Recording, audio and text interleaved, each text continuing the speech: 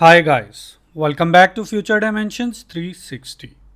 As you know, in our last tutorial, we had implemented a use selector hook.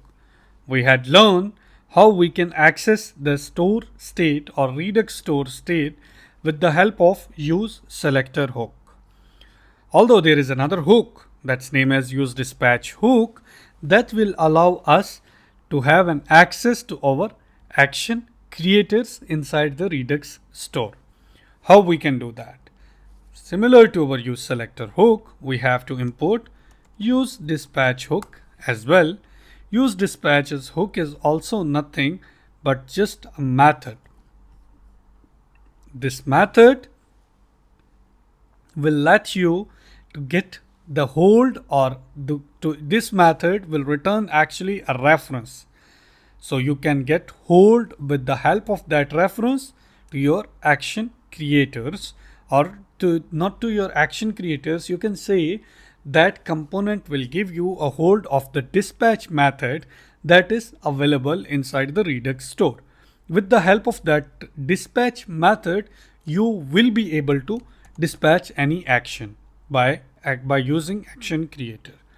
So let's say I will save it in a variable called dispatch using useDispatch hook. So very simple, very easy. What you have to do here is you have to pass an onClick handler. It will be nothing but just an arrow function that will call your dispatch method. This dispatch is actually a reference to your dispatch method that is available inside the Redux store.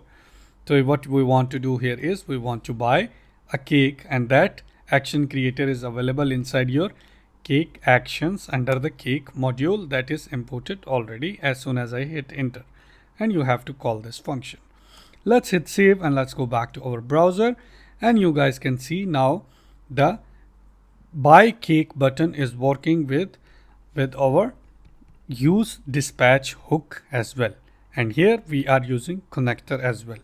Let's go back to our code and we will go to cake container, and you guys can see this is not much user friendly, or you can say it's not much easier for you guys to understand what's going on here with connect method, and you have to use connectors to export the objects, and this is like an extra burden of code that you have to follow, and you can get like rid of all this by using only use selector and useDispatch hook if you prefer to have low pressure of code, or you don't like to write much code, so you can go on with that.